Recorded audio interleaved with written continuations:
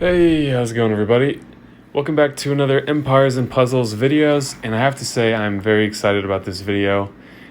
What's recently happened is two staff members from Empires and Puzzles have done a huge Q&A with a lot of forum member submitted questions, and they have not only taken the easy questions. There are some hard-hitting questions in here that I think a lot of you have been curious about, including myself, and they have answered these questions. And so what I've done, there are a ton of answers, so I'm not sure how many parts this video is going to be. I don't want it to be too long, so there's enough to easily digest. But I wanted to talk about what I thought were some of the most important ones based on feedback that I've seen in the comments section here, feedback that I've seen a lot on the forum, and just kind of the most pressing questions for the majority of Empires and Puzzles players, and a lot of the pain points that we find in the game have been addressed. So what I'm going to do is cycle through a bunch of screenshots that I've taken. I don't have, unfortunately, like 5 hours to make the video, so it's just going to be me looking at these screenshots of these questions and discussing their answer and what I think is interesting about that. So hopefully you find equal value in this process that I did in looking through these. And I think this is a really important video based on the stuff that we all struggle and are frustrated with. And I've gone through the hard work of mining through the hundreds of questions to try to pick out the stuff that I think is most impactful and matters to us most. So without further ado, let's dive in. So if you haven't tried Gemstone Legends yet, come check it out and play alongside me. It's another really fun and deep strategy RPG like Empires and Puzzles, but with some fun new twists, and a lot of people from Empires and Puzzles have already joined.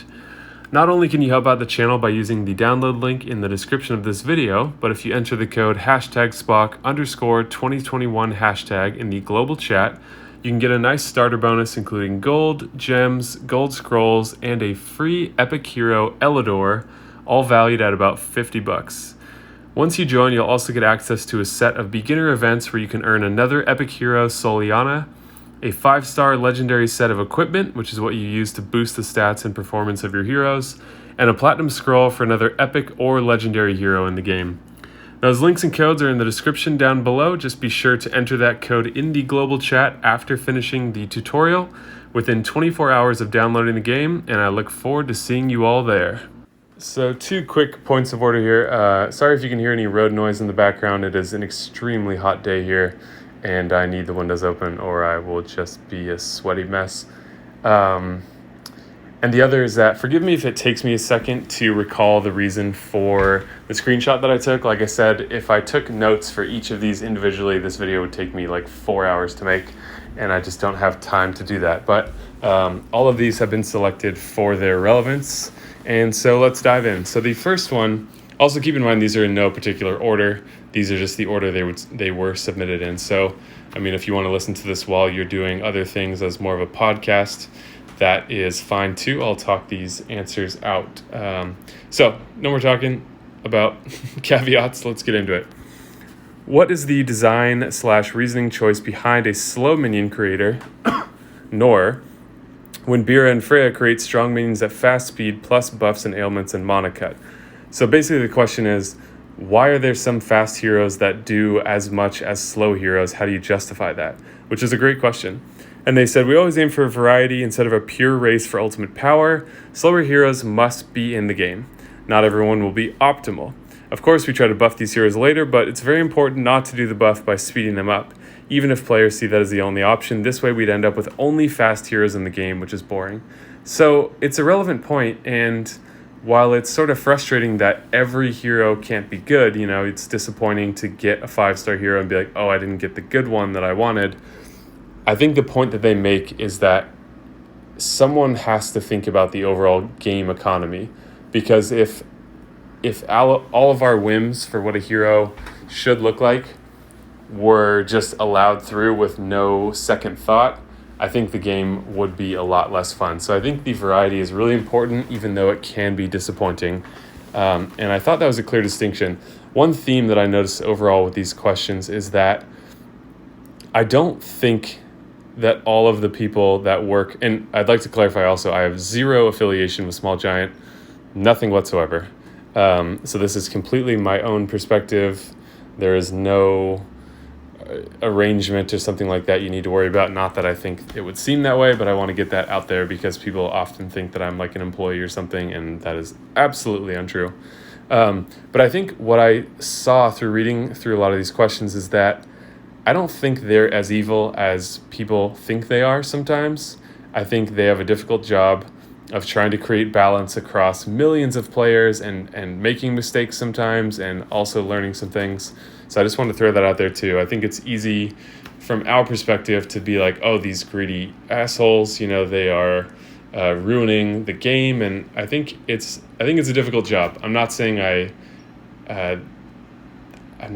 that to give them too much credit. It's like they're making tons of money as well. So it's not like we need to feel sorry for them or something. Just saying that I think what is happening is challenging. So next up, when making new heroes, have you considered making unique skills instead of just pumping up their power to insanity? So you can see within this question, this person thinks they're not thinking critically about new heroes. They're just creating stronger versions of old heroes. How boring is that? And power creep is killing the game, right?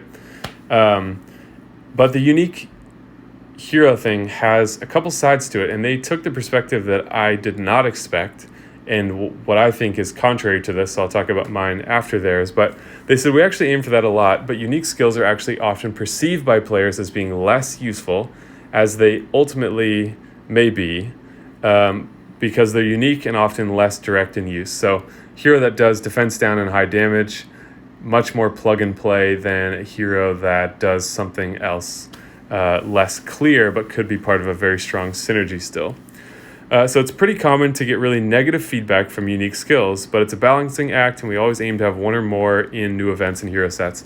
What I've seen too is that people often regard new unique special skills as overpowered because we don't know how to counter it yet. And so some people go, oh, I don't know how to counter it. I haven't thought about it yet.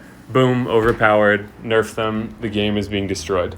Like Elizabeth is a great example. There are plenty of ways around her, but she's quite difficult. You can't cleanse that mana debuff, and you have to waste your healing to get rid of those fiends. So she is an example of a hero that I think brought a very new mechanic, and I really appreciate that the refreshing mechanic that she brought. But the reaction was, oh my God, she's way too strong, she's doing way too much. And I think that can be the other side of the coin for unique skills. So yeah, this has been really fun reading through these questions. So next up, a huge one, and this is alluded to multiple times throughout, so make sure you stick around to get the full perspective on this, because I think this is one of those issues that is top of everyone's mind. Will there ever be an actual fix to the duplicate 5-star issue? We've been discussing this here. It's definitely not an easy one to solve, but we have some ideas. Yes, it sounds vague. I believe them that they are discussing it, and I think this is one of those examples that it's really hard to figure out what to do here that's not going to upset aspects of the in-game economy that they feel are key benchmarks to be met. Like, at the end of the day, they're still a business, and I'm not saying all the decisions that they make are going to be in the best interest of players. I just don't envy those decisions, because I think they have gotten to the point where they're damned if they do and damned if they don't. It kind of doesn't matter what they do. People are going to be pissed off about it, which sucks. Not to say that isn't maybe somewhat justified, but it's just a relevant thing to point out. So next up, are there any plans to refresh the game and update its different aspects?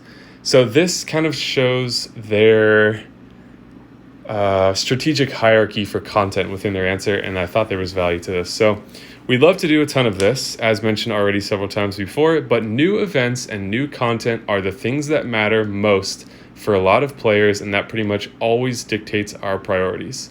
So I think at this point, Zynga is a majority owner, if not almost a sole owner. I think even when they become the sole owner, they're going to continue to use Small Giant as the creative studio.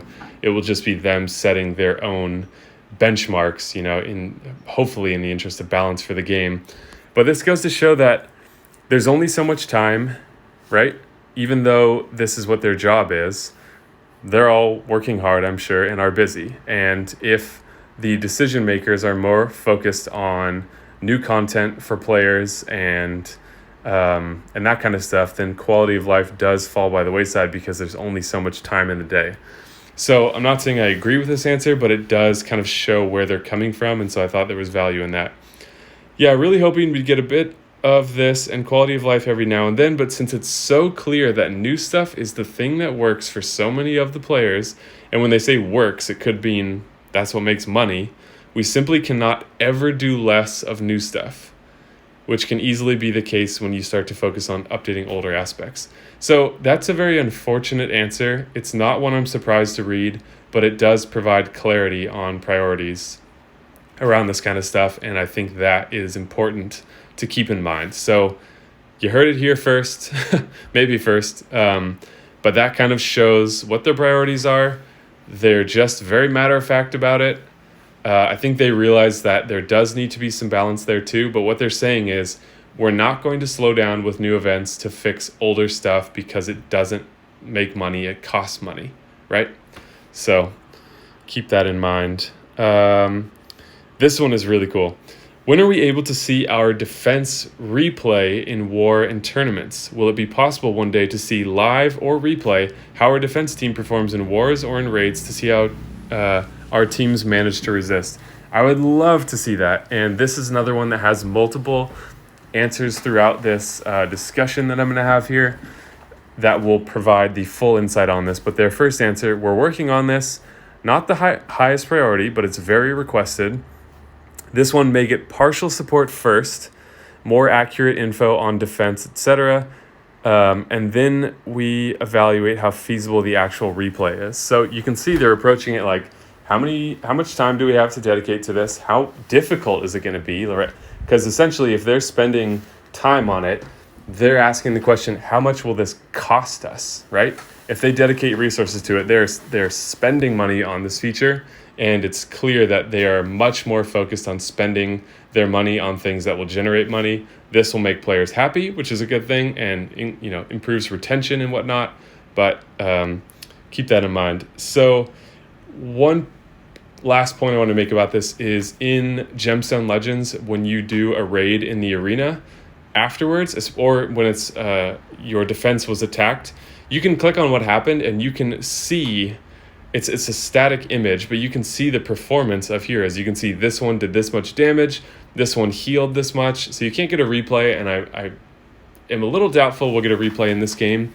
But it's not unusual in other games, is what I'm trying to say, to give you more information afterwards so you can really see like, wow, Frigg was my highest damage dealer by double, and as you look at that across a few matches, you can start to draw some more significant insights than we can now. So I would love to see this enter the game. Are there any plans to change all the Previllain's challenge events back to 10 stages for each difficulty? A good question as well. We did plan to do this, but simply did not have time to go through the balancing of old events. Let's see what happens next year. So again, this really shows priorities in that this is something that would purely cost them money to balance all this stuff, and I think is a lot of work. I don't know for sure, but you can, if you've ever worked in the corporate world, then you kind of know how this stuff works, which is like, we would love to do this and we think this is good, but we simply don't have the time based on the other stuff that we have to finish first. And there are always tough decisions in a world like that. But it's interesting. I think the 15 stages is really kind of annoying. It's too much, and I enjoy the 10-stage events, even Starfall, which has that kind of weird mechanic going on. So it's possible. It sounds like they wanted to revert this back, but it's just an issue of how much time do they have. How and why do you choose heroes to balance buff/nerf? So there's been a lot of speculation, a lot of outrage. This has been one of the biggest sore spots in the game. For me as well. I'm not immune to this, and I've been very frustrated with some of these decisions because you invest a lot in something and then they change it, and that's kind of unfortunate. What I think this shows is that they're not as concerned with the outcry as they are with the data, and it was very reassuring for me to hear that they're not listening to forum outrage as their deciding force. They are looking for overwhelming data. So it's all in-game metrics. Usage, win rates, so on. We obviously do play the game and listen to player feedback, but to be impartial and effective, I'd say it's best to just make sure to look at facts. We never intend any single hero or combination of heroes to dominate the meta. You can think that's true or not. I tend to give them the benefit of the doubt, but who knows? But if proof of this is happening starts to be undeniable, which needs a lot of data so they don't just make rash decisions, then we must consider next moves. For the latest balance round, which went live in version 37, the heroes were chosen based on their win rates for both raid, attack, and defense, our simulation results, usage in raids, and player feedback. So I guess player feedback does factor in, but the fact that they said, which needs a lot of data, it does sound like they are trying to be as objective as possible, I guess while also not pissing people off, but there is a method to the madness, is what you could say. Okay, so quality of life question here. And again, I picked some of these things because I think it is interesting to see the way they think about stuff. More than the answers, you get a glimpse into the internal workings of this company, and that's where I think the value is, and that's what a lot of these questions have to do for me. And here's another one. So what are the quality of life improvements promised in the 2021 sneak peek? I think they just alluded vaguely to quality of life improvements. So I think we did shift focus a bit more this year to new events than we anticipated initially. So does this have anything to do with Zynga becoming a larger stakeholder? Who knows? I'm not saying yes, I'm not saying no. I just know that there was a shift in that this year. So I think they're being very political, and they would never say what happened and why. They're not going to give too much insight, because I think there would be obvious reasons for them not to do that. But it's only speculation. I don't know. I'm not saying I know. But more than we anticipated initially, but we're working on more detailed raid results and possible replay. So that's in development. We got the stage counter after first adding it. So PC's Puzzle Combat, that's the wave counter that we have on the screen now that just entered recently. On Puzzle Combat, we added the possibility to swap between similar construction/training buildings. I don't really know what that means, but we don't know when that would get to EP, so that's another quality of life thing they're considering. We have a detailed plan for the legendary. So this is the other part that I was talking about for 5-star duplicate issue. We have a detailed plan for the legendary hero duplicate use feature, but that won't go into development until very late this year. So it sounds like they know what they want to do. They've talked about it for a while. We finally have more information. The most frustrating thing about it has just been the lack of acknowledgement entirely. But I think they just have a full plate. They're very focused on new events, new features. They got the Magic Tower coming up, all this kind of stuff. But I, for one, think it's reassuring that, 1, there's a plan in place. 2, something is going to come out. 3, it's on the heels of the very controversial Hero Academy that most people felt did not address the issues that were present. So I personally choose to believe that this will be a better version of that and has the potential to fix the problem. Who knows what will happen? Again, no one does. So it's speculation one way or the other. Don't give too much weight to speculation, but that is my own personal opinion. Won't go into development until very later this year. There's probably some more, though. Oh, the friendly raids, that's definitely a big thing we added, and also formations. So we'll do a few more of these, and then I think I might wrap up the video. Again, I don't want these to be too long because I think it'll be too much information. So maybe we'll do, 3 parts to this series. And again, I think this is some of the most relevant information that I've talked about and that I can present to you, because it is a very detailed look at the future of the game and into the minds of the people who are creating the game. And I think there's a ton of value there. So I'm really glad to be able to be having this conversation with you guys and sharing this information. So next up, I think I accidentally cut this part off. So Since the sneak peek post from E&P staff on the 26th of January, there has been a high volume of player wishes and wants for inclusion under the umbrella of quality of life. From all the ideas and suggestions posted by players, what is your feedback? Here the same applies. We've definitely read these and even scoped the work for ones that could fit the game, but the work on new content and features has been a higher priority. A practical example is Season 5. We already need to start to work on that soon. They mentioned in another one that I didn't include that it takes them like half a year to develop with the story and the heroes and all the aspects of it. I think there's a ton of art there. They need to be able to give detailed concepts to the artists so things come out close to where they want them to be. So we're keeping up with this fast pace. My own impression is if it feels too fast, then don't let it push the speed that you play at. There's no reason why everyone needs to be involved in everything in the game at all times. If you still enjoy the core game, then don't let the speed of new events change that, right? You don't have to do all these things. A lot of people skip Ninja Tower. They don't like it. I don't mind it. I do it. I like the emblems, whatever. So I'm always going to come back to the thing that I think the key is to find what you like and just exist in that space in the game. But don't let the new stuff push you to a pace that's faster than you want or to a level of spending that's higher than you want, even if you prefer to not spend at all. That's great. Play the game the way you enjoy it and don't let this other stuff change it because ultimately it doesn't have that much of an impact on the day-to-day stuff, is what I think.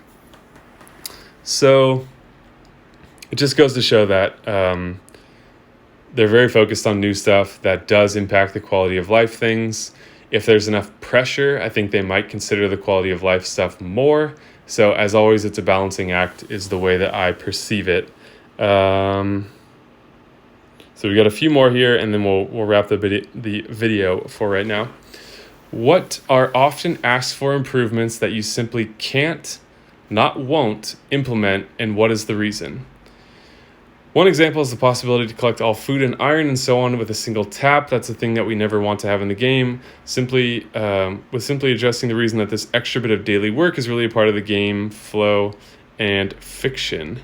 The short time you spend collecting resources is not that much and makes you engage with your base a little bit more. This is the key for this one. Another much trickier one is hero trading between players. This one we could spend a long time discussing and then here. But I think it's enough to say that even very early in development, we realized that this one will be off the table and basically not up for debate. So I would say beyond a shadow of a doubt, I felt strongly about this before I read this answer, which is like they will never have a hero trading system. I've said this in videos before, because within 24 hours, there would be a black market of people just paying thousands of dollars to trade a hero. You would join this alliance, you'd trade Bitcoin or whatever, offline or just cash, and then you'd go in the game and trade a Dawa for your Finley or for your Morel or whatever, and it would create chaos, or people would rip other people off and scam them, and then there would be complaints to customer service. So I never felt like this would happen, but if you were holding out hope, definitively answered here, hero trading will never happen. There's way too many inherent problems with it, and it would just be unmanageable, so it's not possible. Hopefully that means, it sounds like they looked into this and they talked about it. So hopefully that means that the solution for duplicates will be even that much better. I'm going to try to stay optimistic about that one because it doesn't feel good to feel pessimistic all the time. And like I said, I don't think the company is often as evil as we think they are. I think it's a difficult job. Okay, in-game, where a lot of our time is spent auto-farming, are there any plans to make this less time-consuming?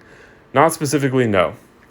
Purely theoretically, a speed-up option for farming gameplay could be something considered for quality of life, but I think the effort required to make it work foolproof, optimization for lower-end phones, etc., kind of pushes it really low in the likelihood of getting selected for further development. So there's a number of things going on in here. One of them, they always have more stuff to do than they have time for.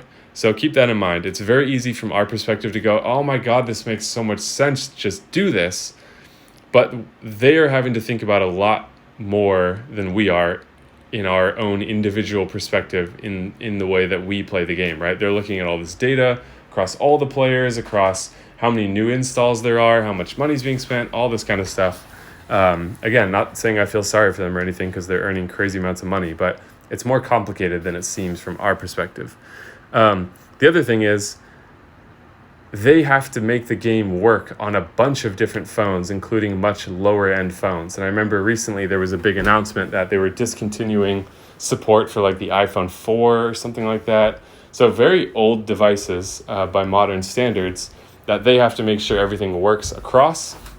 And so that can make something that seems, oh, it'd be so easy just to double the speed of farming, you know? Why would you not do it?